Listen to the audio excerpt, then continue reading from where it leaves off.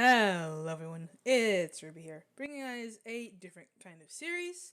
Well, it's another Percy Jackson video, and it's gonna be like a whole series where we'll go chapter by chapter. I don't know how many chapter, probably like chapter by chapter, so one chapter at a time, and really delving and analyzing the text that is Percy Jackson. We'll go through the main series, and then if people like it, we'll do like Heroes of Olympus and so on. And so this is kind of in anticipation of the Disney Plus series. So we need to really crack into our knowledge of the books and really see, the potential of the series. But we're going to focus on the literary aspects. So we're going to focus on the contents of the books and not necessarily what may or may not be included in the series. And we'll just talk about different things. We'll treat it like any other book club. So we'll read like a chapter, and throughout that chapter, I'll just talk, and you can feel free to leave timestamps below to talk about your own opinions. I might do timestamps. I don't know yet. I don't know how it's gonna work, but we're gonna kind of wing it. And if you like this, make sure to leave a like so I know that you like it. Subscribe to the channel. Turn on that notification bell, and also again, just leave comments down below. You can talk about the series. You can leave timestamps, you can leave suggestions to improve the series, whatever you want to do. I'm cool with it. It is going to be Percy Jackson only. I don't plan on doing like a whole like book club for my channel. It's just I'm a huge Percy Jackson fan. I am also an English major, almost ready for my English bachelor's degree. So, I guess I'm qualified to talk about the series. Also, warning, there will be spoilers probably in the comments. So, and also in this video as well. We are not going in as a first time reader. We're going to discuss different things like foreshadowing and all those kinds of things. So if you have never read the books, do read the books beforehand, because I am not going to act like this is my first time, because it's not, and I think that it's going to be a better look at the series knowing everything that happens throughout the book. So this is your spoiler warning for the whole series. There's going to be spoilers. We're not going to pretend like other books haven't happened yet. That's just not something I do. This is also probably not going to be edited. I don't really edit my content anyways. And I think it serves as a more authentic flow anyways, to just kind of go with it. So this is all on Kindle, by the way. I just got the Kindle stuff, so it would be easy to point out what I'm referring to and things like that. Anyways, so let's begin with the Lightning Thief. Chapter 1. I accidentally vaporized my pre-algebra teacher. Look, I didn't want to be a half-blood. If you're reading this because you think If you're reading this because you think you might be one, my advice is close this book right now. Believe whatever lie your mom or dad told you about your birth and try to lead a normal life.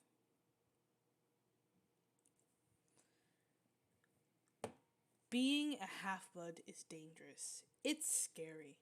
Most of the time, it gets you killed in painful, nasty ways. If you're a normal kid reading this because you think it's fiction, great. Read on. I envy you for being able to believe that none of this ever happened. But if you recognize yourself in these pages, if you feel something stirring inside, stop reading immediately. You might be one of us. And once you know that, it's only a matter of time before they sense it too. And they'll come for you. Don't say I didn't warn you. Now that is a very good opening to the book. First of all, it sets up the precedent that this is indeed first person past tense.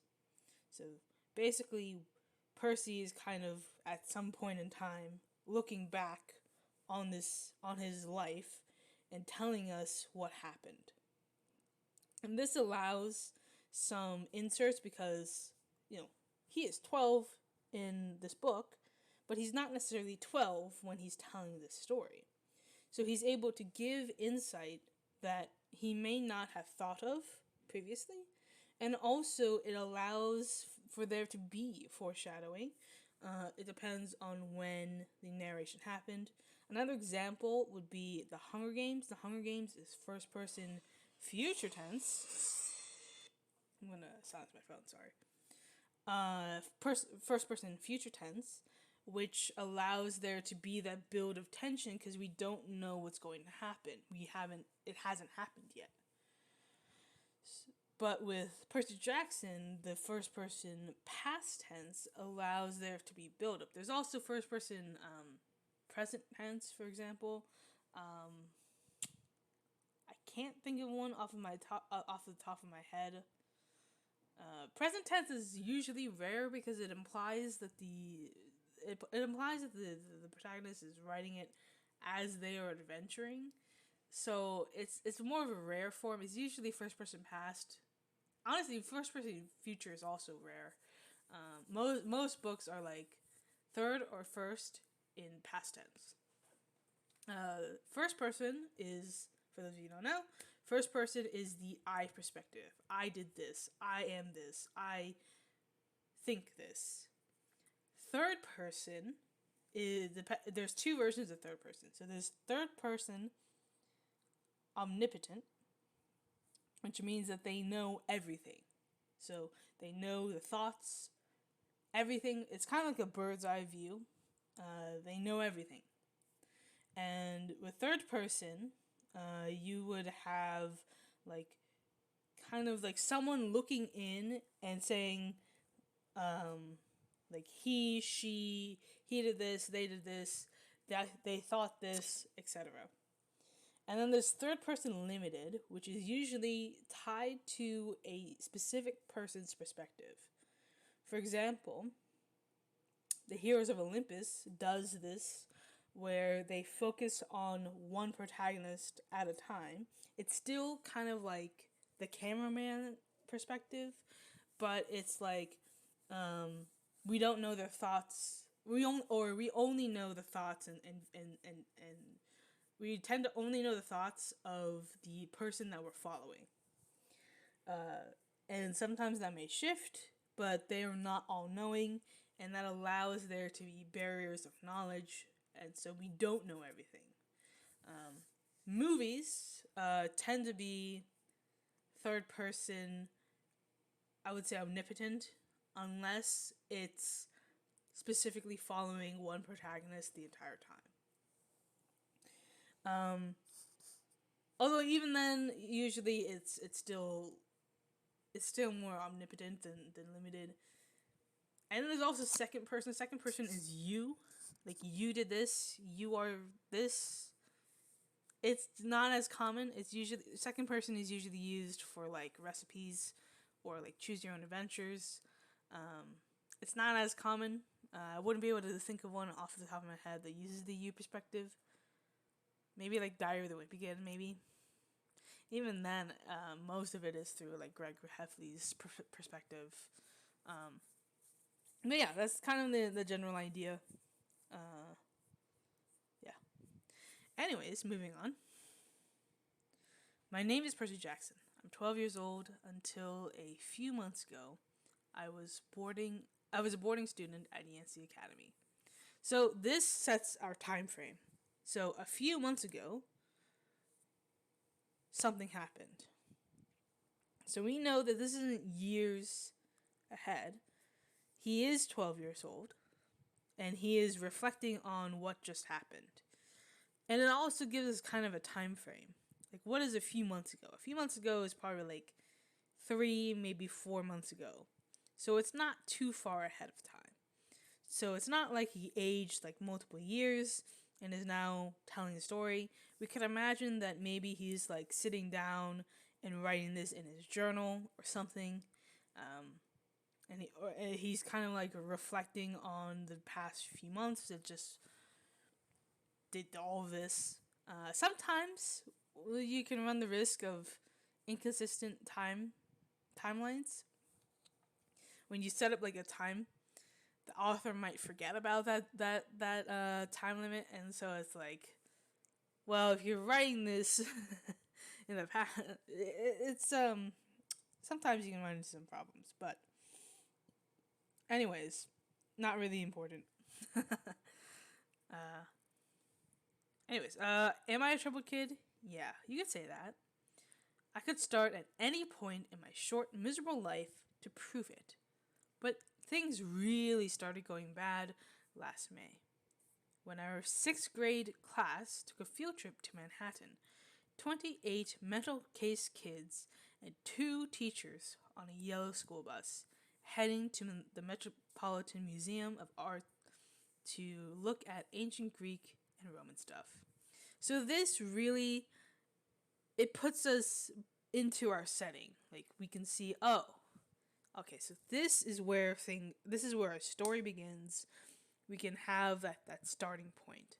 And then this also allows us to have a little bit of a backstory about Percy, because he's already reflecting on that idea. He's like, I know, it sounds like torture. Most DNC field trips were. But Mr. Brunner, our Latin teacher, was leading this trip, so I had hopes. Mr. Brunner was this middle-aged guy in a motorized wheelchair. He had thinning hair and a scruffy beard and a frayed tweed jacket, which always smelled like coffee. You wouldn't think he'd be cool, but he told stories and jokes and let us play games in class. He also had this awesome collection of Roman armor and weapons. So he was the only teacher whose class didn't put me to sleep. Honestly, when I heard about this class, it sounds like fun. Unfortunately, mythology classes are not exactly like that.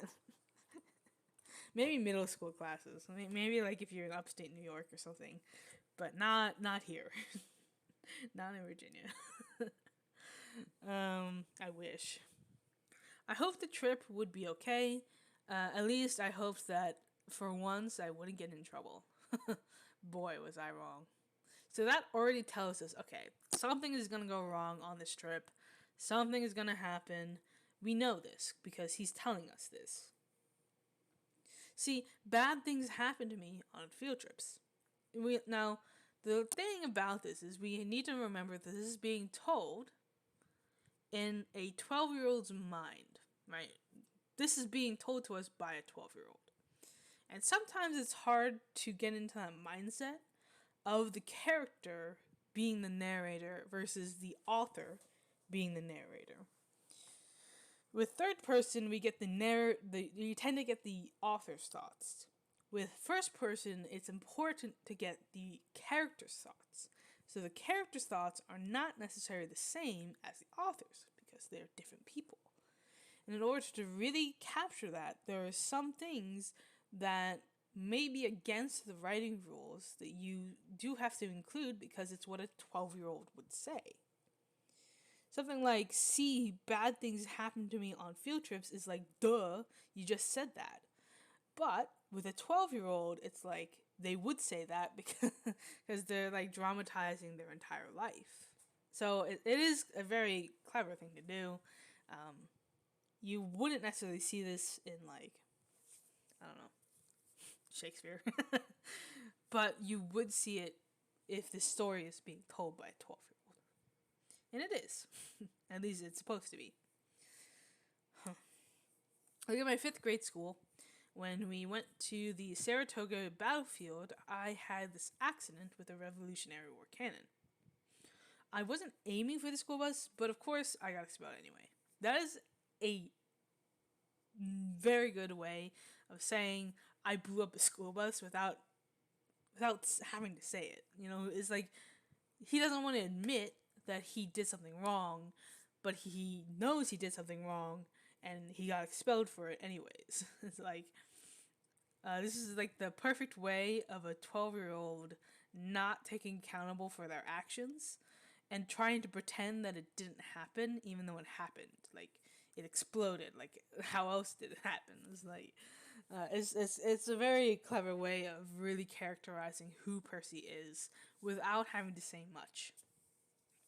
And before that, at my fourth grade school, when we took a behind the scenes tour of the Marine World Shark Pool, I sort of hit the wrong lever on the catwalk, and our class took an unplanned swim. And the timer for that, well, you get the idea. Now, what's interesting is also the fact that it was a Marine World Shark Pool, and he is the son of Poseidon. There are these ideas that set us up to know our protagonist, and once we understand, oh, he's the son of the water dude, he's the son of the sea god. Now all these things, all these instances make sense. It's like, oh, haha, that's our character. And it's all cleverly laid out, so it's not so obvious, but we kind of already know what the story is about going into it. It's like, oh, this guy gets into a lot of trouble, but he can't explain why he gets into trouble. Anyways, this trip, I was determined to be good. All the way into the city, I put up with Nancy Boba Fett. I always like to call her Boba Fett. Is it just me? I'm gonna call her Boba Fett. I don't care. the freckly red-headed kleptomaniac girl hitting my best friend Grover in the back of the head with chunks of peanut butter and ketchup sandwich. That is absolutely disgusting. Ew. And I used to mix ketchup with everything, so I would know. Grover was an easy target. He was scrawny, he cried when he got frustrated. He must have been held back several grades because he was the only sixth grader with acne and the start of a wispy beard on his chin. Now I will say, since we're looking at like middle school, like facial hair isn't that uncommon. At least around here, I don't know. Maybe I just have a lot of people that were held back. But some people mature early. That doesn't necessarily mean that he's old. Although, knowing that Grover is a little bit older, he ages older, it does kind of make you question what is he doing around middle school. Anyways, sorry. On top of all that, he was crippled. He had a note excusing him from PE for the rest of his life because he had some kind of muscular disease in his legs. He walked funny. Like, every step hurt him. But don't let that fool you. You should have seen him run when it was enchilada day in the cafeteria. Now, this is a very good way of saying there's something strange about Grover. Like, Grover, he's kind of sus. Like, he can run when he wants to, but chooses to kind of limp, And it's like, why would he do that? Like, why? What is he doing? Like, is he fake? Now, there is adrenaline. Adrenaline is a thing. It doesn't necessarily make you be able to walk when you can't walk, but I mean, maybe it's possible. Anyway, Nancy Boba Fett was throwing wads of sandwich that stuck in his curly brown hair, and she knew I couldn't do anything back to her because I was already on probation. The headmaster had threatened me with death by in-school suspension if anything bad, embarrassing, or even mildly entertaining happened on this trip. I'm going to kill her, I mumbled. Grover tried to calm me down. It's okay. I like peanut butter. He dodged another piece of Nancy's lunch. That's it. I started to get up, but Grover pulled me back to my seat. You're already on probation, he reminded me. You know who will get blamed if anything happens. Looking back on it, I wish I decked Nancy Boba Fett right then and there. in-school suspension would have been nothing compared to the mess I was about to get myself into. Again, setting the scene, getting us the idea that something bad is going to happen. We don't know what's going to happen, but we get the idea that clearly this trip is going to go wrong. Mr. Brunner led the museum tour. He rode up front in his wheelchair, guiding us through the big, echoey galleries, past marble statues and glass cases full of really old black and orange pottery. It blew my mind that this stuff had survived for 2,000, 3,000 years. He gathered us into a 13-foot tall stone column with a big sphinx in the middle and started telling us how it was a grave marker, a stele. For a girl about our age. He told us about the carvings on the sides. I was trying to listen to what he had to say because it was kind of interesting, but everybody around me was talking, and every time I told them to shut up, the other teacher chaperone, Mrs. Dodds, would give me the evil eye. Mrs. Dodds was this little math teacher from Georgia who always wore a black leather jacket. Even though she was 50 years old, she looked mean enough to ride a Harley right into your locker. She had come to Yancey halfway through the year when our last math teacher had a nervous breakdown. From her first day, Mrs. Dodds loved Nancy Boba Fett and figured I was devil spawn. She would point her crooked finger at me and say, "Now, honey," real sweet, and I knew I was going to get after-school detention for a month. One time, after she'd made me erase answers out of old math workbooks until midnight, I told Grover I didn't think Mrs. Dawes was human. He looked at me real serious and said, "You're absolutely right." Mr. Brunner kept talking about Greek funeral art. Finally, Nancy Boba Fett snickered at something about the naked guy on the stele, and I turned around and said, "Will you shut up?" It came out louder than I meant it to. The whole group laughed. Mr. Brunner stopped his story. "Mr. Jackson," he said, "did you have a comment?" My face was totally red. I said, "No, sir." Mr. Brunner pointed to one of the pictures on the stele. "Perhaps you'll tell us what this picture represents." I looked at the carving and felt a flush of relief because I actually recognized it. "That's Kronos eating his kids, right?"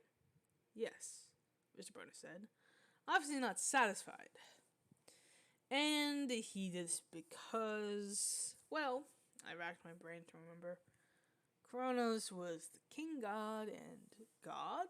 Mr. Brunner asked. Titan, I corrected myself. And he didn't trust his kids, who were the gods, so Kronos ate them, right?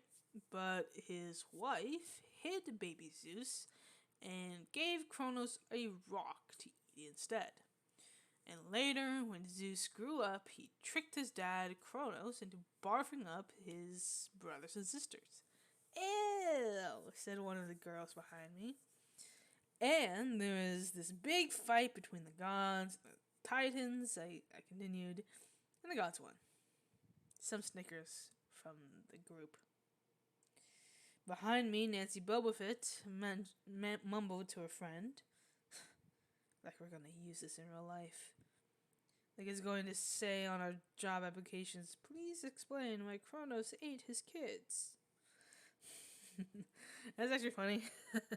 Because you actually, if you want to get into writing, especially like like Greek mythology or like folklore, you do actually talk about this stuff. Or if you go into like the classics majors, like there are actual jobs that revolve around knowing the Greek myths, the Roman myths, Norse myths, Japanese myths, all of the myths. So it's actually not out of the realm of possibilities. And why, Mr. Jackson? Brunner said. To paraphrase Miss Boba excellent question, does this matter in real life?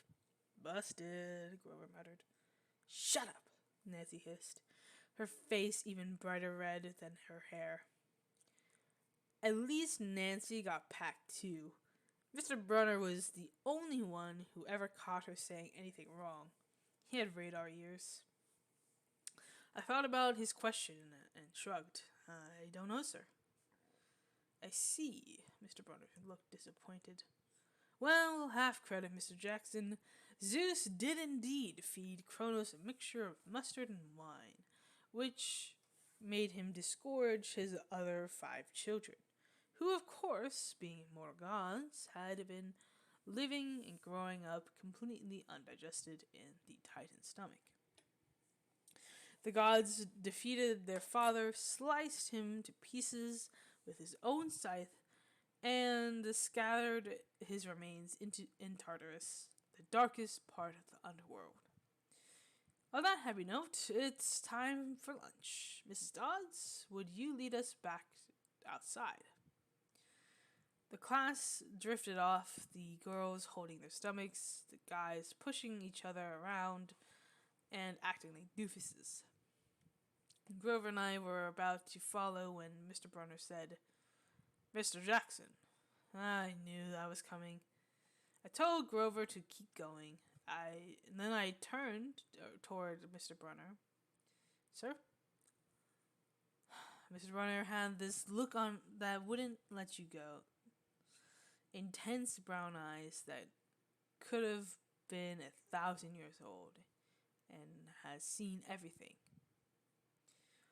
You must learn the answer to my question, Mr. Brunner told me. About the Titans? About real life and how your studies apply to it. Oh. What did you learn from me, he said. What you learned from me, he said, is vitally important. I expect you to treat it as such. I will accept only the best from you, Percy Jackson. I wanted to get angry. This guy pushed me so hard. I mean, sure, it was kind of cool on tournament days when he dressed up in a suit of Roman armor and shouted, "What ho!" and challenged us sword point against chalk to run to the board and name every Greek and Roman person who had ever lived and their mother and what god they worshipped. But Mr. Brunner expected me to be as good as everybody else, despite the fact that I have dyslexia and attention deficit disorder. And I had never made above a C- in my life. No, he didn't expect me to be as good, he expected me to be better.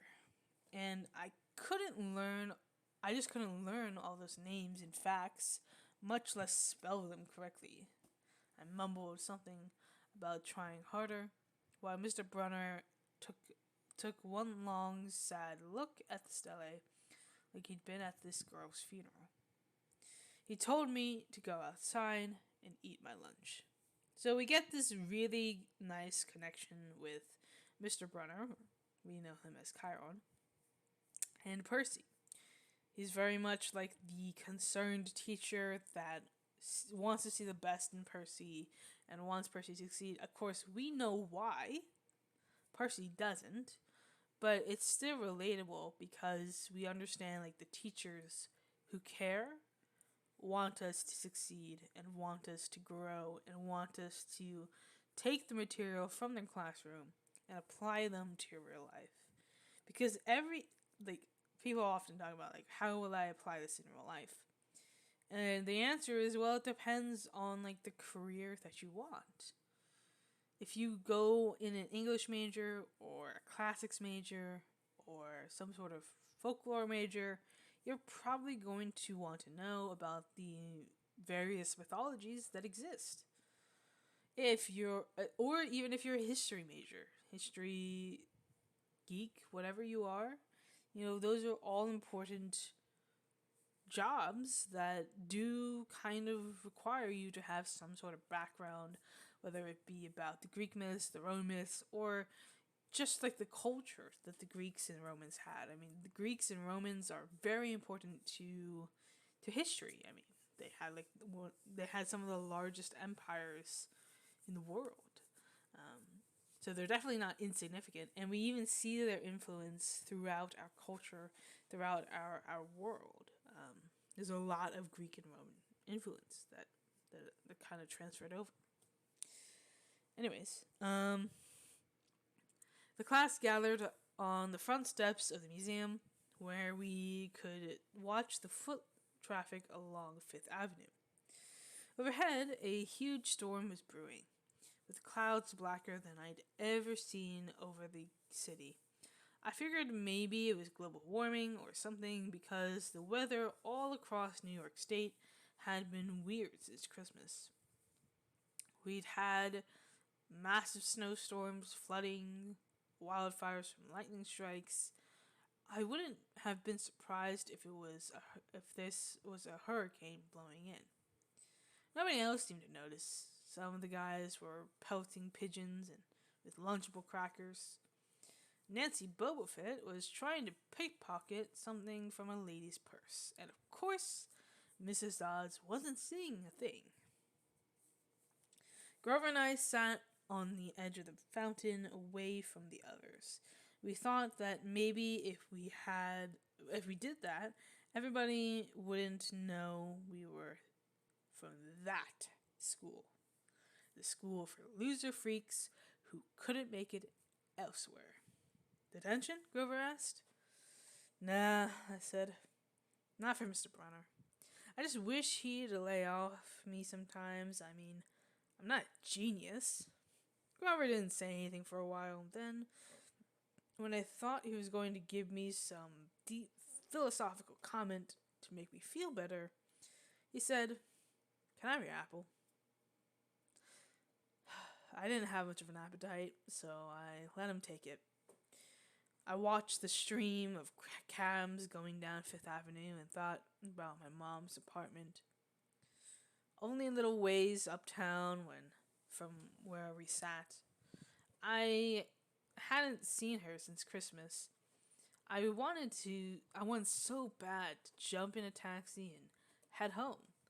She'd hug me and be glad to see me, but she'd be disappointed too. She'd send me right back to Yancey, remind me that I had to try harder, and even if this was my sixth school in 6 years, I was probably going to be kicked out again. I wouldn't be able to stand that sad look she'd give me. Mr. Brunner parked his wheelchair at the base of the handicapped ramp. He ate celery while he read a paperback novel. A red umbrella stuck up from the back of his chair, making it look like a motorized cafe table. I was about to unwrap my sandwich when Nancy Bobofit appeared in front of me with her ugly friends. I guess she'd gotten tired of stealing from the tourists and dumped her half-eaten lunch in Grover's lap. Oops, she grinned at me with her crooked teeth.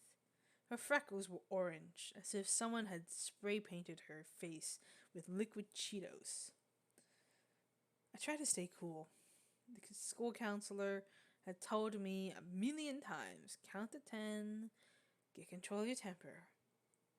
But I was so mad, my mind went blank. A wave roared in my ears.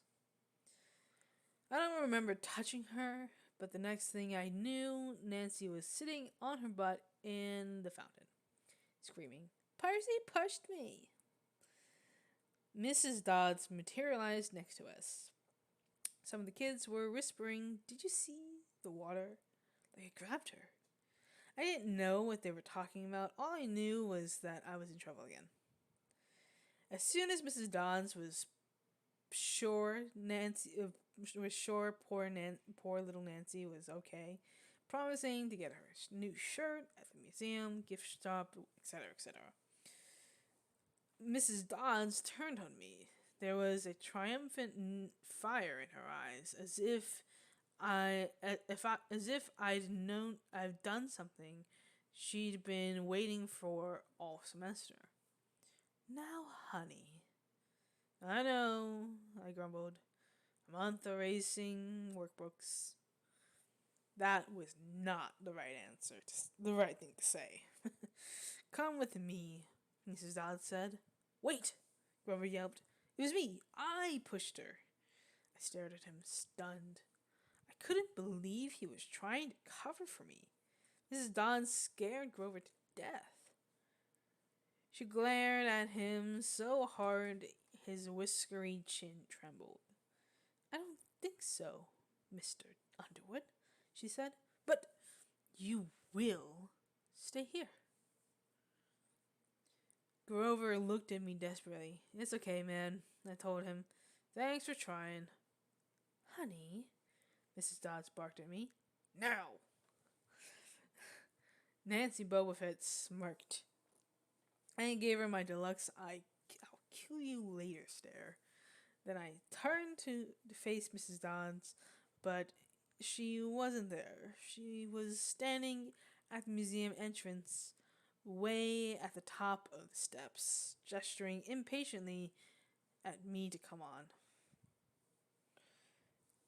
How'd she get there so fast? I have my moments like that a lot. When my brain falls asleep or something, and the next thing I know, I've missed something, or as if a puzzle piece fell out of the universe and left me staring at the blank place behind it. The school counselor told me that this was part of my ADHD. My brain is misinterpreting things. Now, I'll be honest, I do have ADHD, and that is a common thing. You space out for a second, and then suddenly, like 30 minutes have gone by, and you're like, what did I do? Oh, it happens so many times. If you have ADHD, comment down below if you can relate.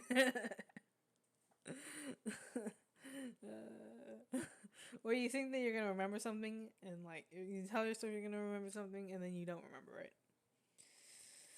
Anyways, I wasn't so sure. I went after Mrs. Dodds. Halfway up the steps, I glanced back at Grover. He was looking pale, cutting his eyes between me and Mr. Brunner. Like he wanted Mr. Brunner to notice what was going on, but Mr. Brunner was absorbed in his novel. I looked back up. Mrs. Dodds had disappeared again. She was now inside the building, at the end of the entrance hall. Okay, I thought, she's going to make me buy a new shirt for Nancy at the gift shop. But apparently that wasn't the plan. I followed her deeper into the museum. When I finally caught up to her, we were back in the Greek and Roman section.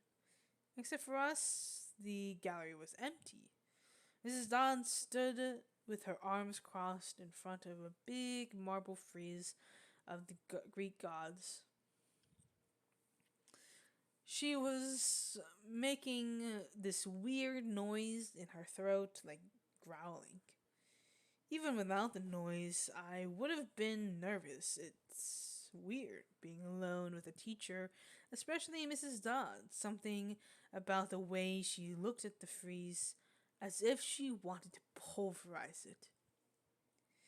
"You've been giving us problems, honey," she said. I did the safe thing. I said, "Yes, ma'am." She tugged on the cuffs of her leather jacket. "Did you really think you would get away with it?" The look in her eyes was beyond mad. It was evil. She's a teacher, I thought nervously. It's not like she's gonna hurt me.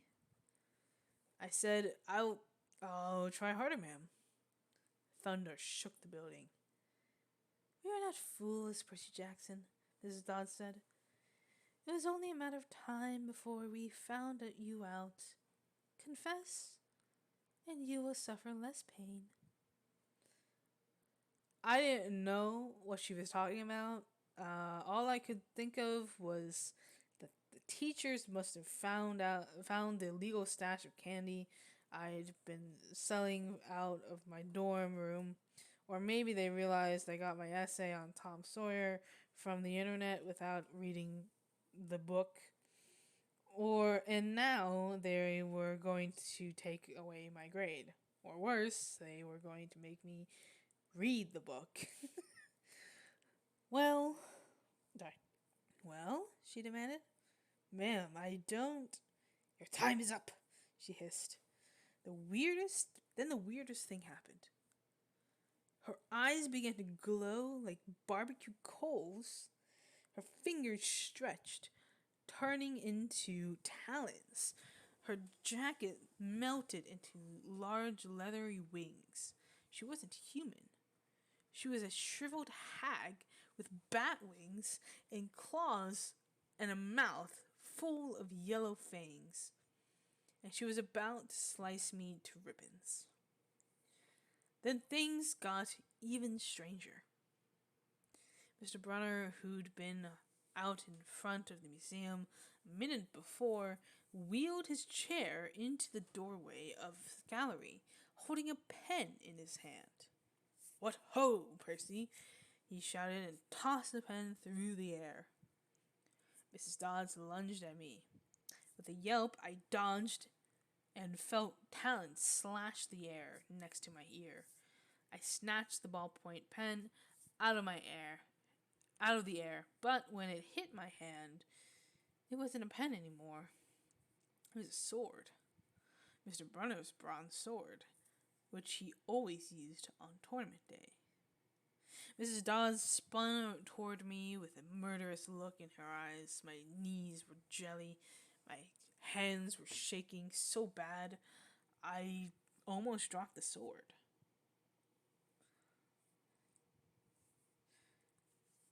She snarled, "Die, honey," and flew straight at me.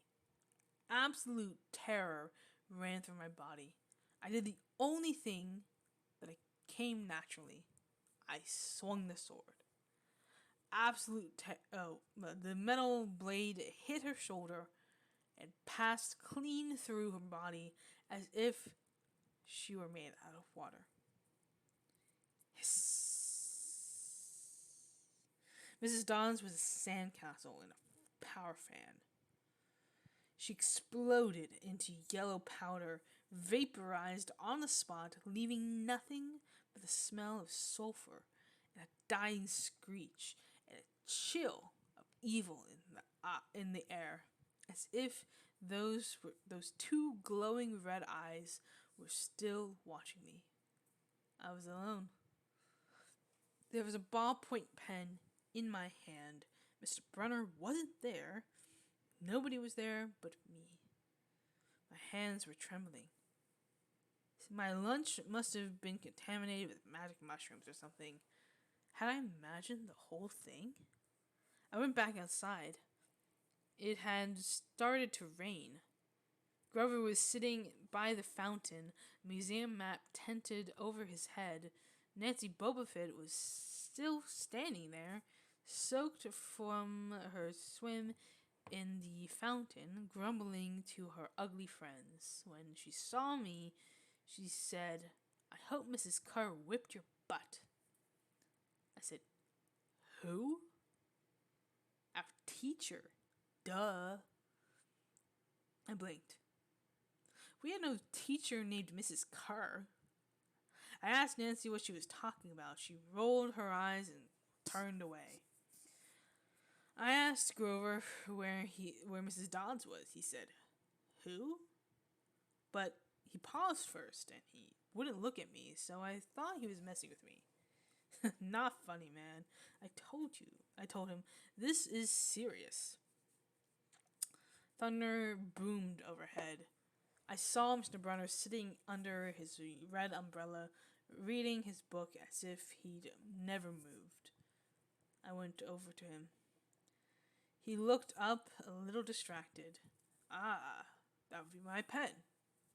Please bring your own writing utensil in the future, Mr. Jackson. I handed Mr. Brunner his pen. I hadn't even realized I was still holding it. Sir, I said, where's Mrs. Dodds?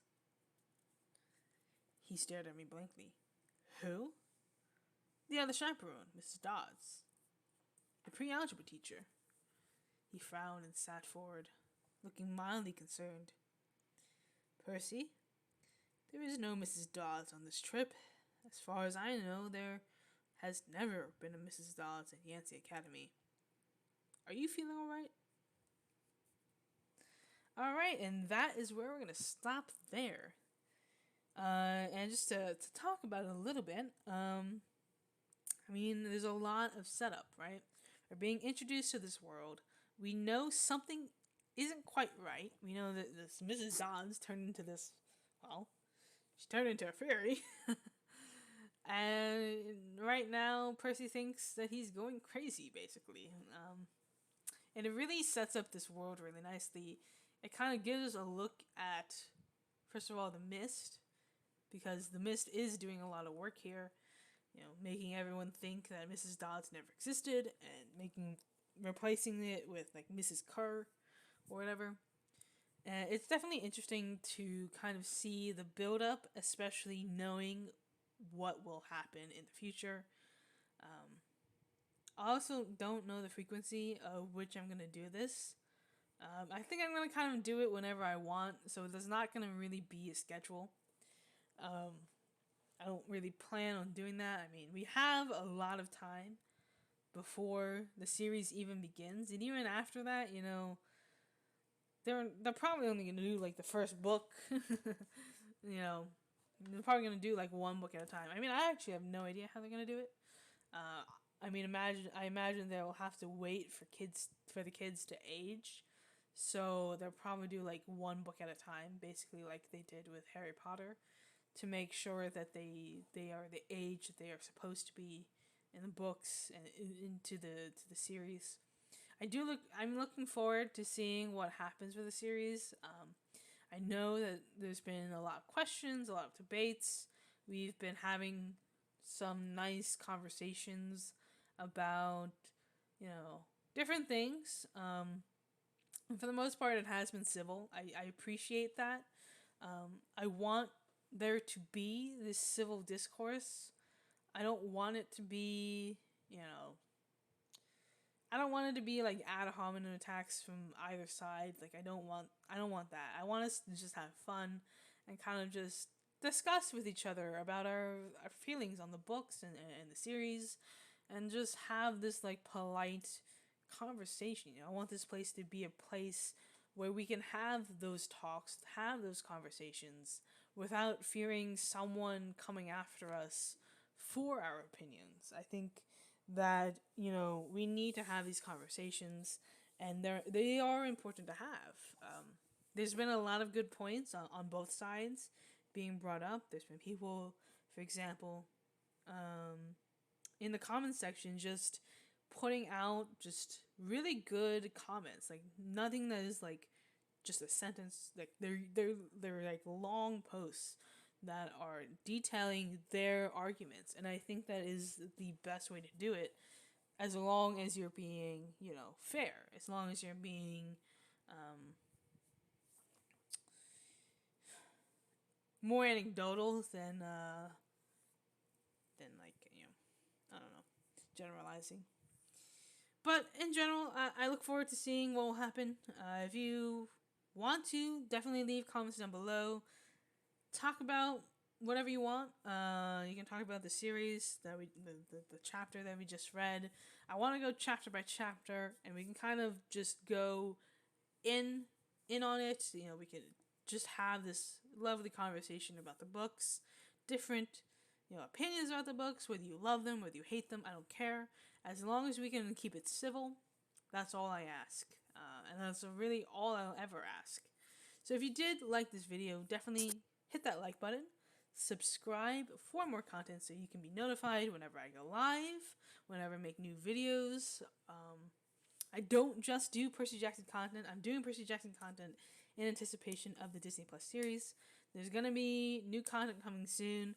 I'm going to start streaming again. I'm going to start just doing different things.